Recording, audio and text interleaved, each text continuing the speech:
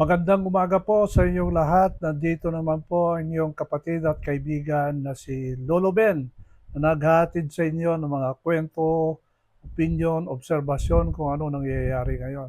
Pero may iba tayo ngayong araw na ito dahil kanina habang umiinom ako ng gatas kasi umiinom po ako ng gatas araw-araw at naisipan kong magbigay ng kaunting rekomendasyon o suggestion sa inyo, lalong-lalo na sa mga kapatid at kaibigan ko, mga senior citizens. Kasi dito sa analytics ko, dito sa YouTube channel na ito, napansin ko na 60% po yung mga nanonood at nag-subscribe dito sa YouTube channel na ito na mga senior citizens. Akalain mo 60%.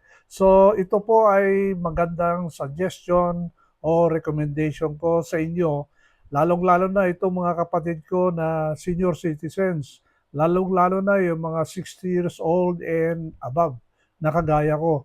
Ako po ay 72 years old na at itong taon na ito, 2025, sa May, 73 years old na ako.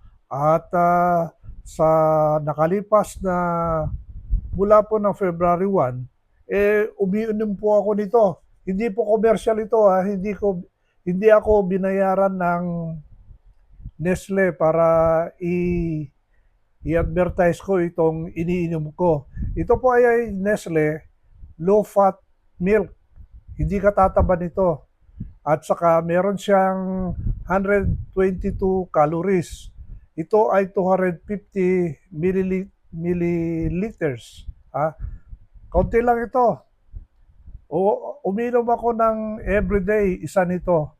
At ito ay nabibili ko sa post commissary ng Philippine Army. Alam niyo, pag pumupunta ako sa Manila, at least once or twice a month, bumibili ako ng ganito.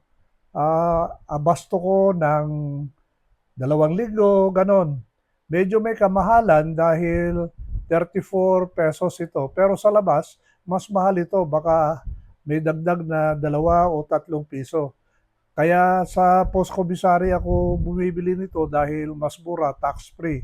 Kaya kung isa ka sa mga dati kong kasama na sundalo o opisyal ng Armed Forces of the Philippines, lalong-lalo na yung Philippine Army, ay uminom po tayo ng gatas. Kasi yung gatas po ay nakakatulong sa ating mga buto. Ha?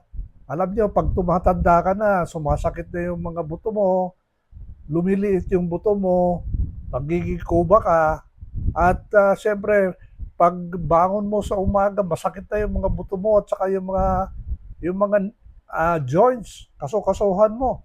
Kaya importante po yung milk.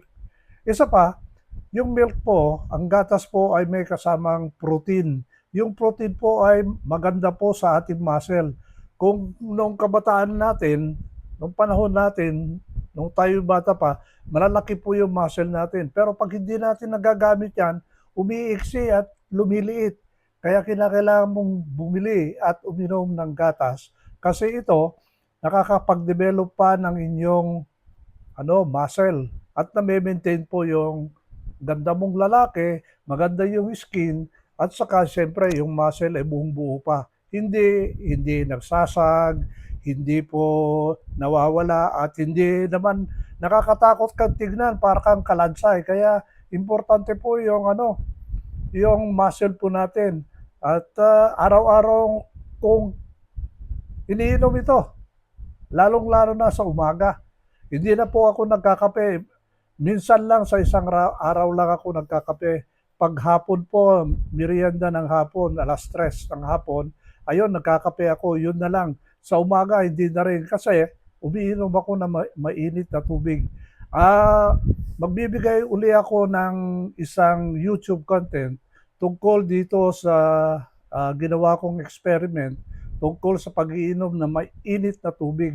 Kasi mula po noong December 15, tinigil ko na yung pag-iinom ng soft drinks. Wala na po akong soft drinks, kaya 2 buwan na ako na hindi umiinom ng soft drinks. Alam niyo yung soft drinks nakakasira po ng tiyan yan at nagkakaroon pa ng GERD na ang tawag. Marami pong mga taong ganyan nabibiktima ng GERD dahil sa hilig nilang uminom ng Coke. Kaya ito marerekomenda ko sa inyo, low, low fat, walang masyadong taba, ha, na Nestle. Pwede rin kayong bumili ng beer brand. Meron din mga Magnolia milk na binebenta. Mas mura yon. Pero ito po, nakita ko maganda po. At saka maganda po yung pakiramdam ko. At siyempre, maganda rin yung kalagayan ng aking sikmura dahil gumagamit at uminom ako ng Nestle low-fat milk. Yun lang po ang aking rekomendasyon at balita ngayong araw na ito. Salamat po at mayroon na naman tayong susunod na video tungkol naman sa kalusugan at aking ginagawa para ma-maintain natin ang ating kalusugan habang tayo ay buhay pa dito sa ating mundo. Salamat po at magandang umaga po sa inyong lahat. Bye!